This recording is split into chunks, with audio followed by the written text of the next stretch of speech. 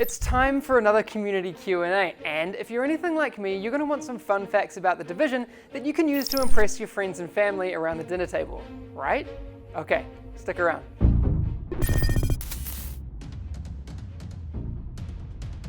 Last time we did this, we had questions that folks had sent in through video message on Skype, and we still have more of that coming up.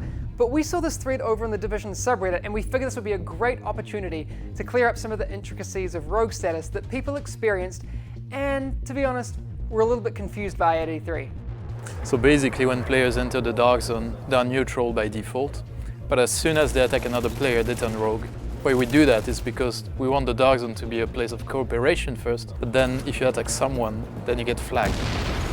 You are attacking friendly forces. Rogue protocol initiated.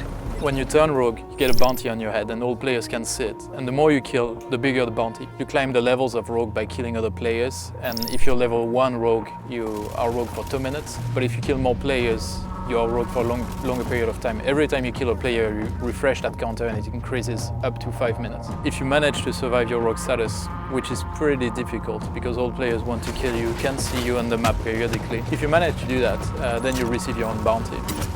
So you can progress in the dark zone by being a rogue, but it's pretty risky and difficult. You lose a big amount of dark zone XP when you die as a rogue, and other players receive that dark zone XP. So that's one more incentive for neutral players to hunt the rogues. If you're grouped up with someone, there's no way you can shoot them, there's no friendly fire enabled. If you want to leave the group and fight your friends, there's a warning displayed to the whole group for a few seconds before you leave, so they have a chance, to brace for it and prepare. What's up guys, Boomslang here. Had a couple questions for you guys concerning the Dark Zone. First off, is there any instance of PvP action outside of the Dark Zone? And also, Dark Zone or Dark Zones? Are there going to be more than one, or is there just one Dark Zone? I'd like to get that cleared up once and for all. Thanks. No, there's no PvP outside of the Dark Zone. So just to make it extra clear for the players that when they enter the Dark Zone, they're entering PvP. There is a lot of PvE as well, but yeah, it's an area where players can enter and help each other out with PvE or end up fighting each other instead. Are you leaving? There is one Dark Zone, one super duper mega awesome Dark Zone in the middle of Manhattan. It's very big. What we saw in the E3 demo was just a small area, a slice of the Dark Zone around Bryant Park.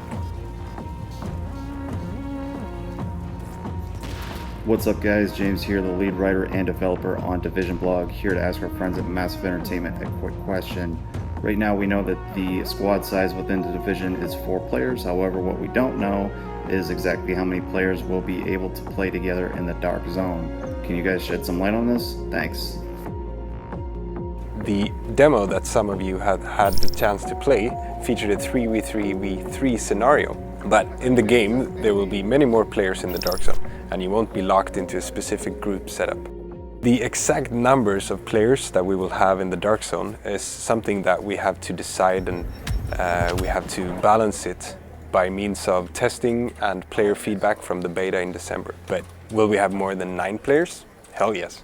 Thanks for the questions, guys, but unlike last time, we're not done just yet. It's time for some rapid-fire goodness, courtesy of our friends over on Twitter. Will we be able to find weapons and gear outside of the Dark Zone? Okay, Alvin, the answer to that is definitely yes. It's also worth noting that you can find best in slot gear both inside and outside of the Dark Zone. While there may be more of the good stuff inside the Dark Zone, you also have the risk of someone having you in their sights, so you've been warned. Cameron Lewis asks, will you be able to have just your loot extracted and then go looking for more?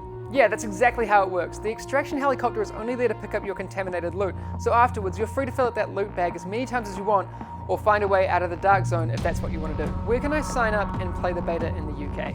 This doesn't apply to just those of you in the UK, but you can still sign up by going to thedivisiongame.com/beta and fill it. We'll throw a link down in the description below for you as well. We'd better wrap this thing up, but I promise we'll be doing this all again very soon. So what would you like to know? Are you curious about what you'll find in the Collector's Edition? Do you want to know what games devs play in their spare time? If I'm in the Dark Zone and I shoot my boss from work and take all his loot, how many muffins is sufficient for an apology? As always, you'll find us on Twitter, Facebook, the official forums, the Division subreddit, and you can still send those video messages into the Division game on Skype. Have a good one. We'll see you soon.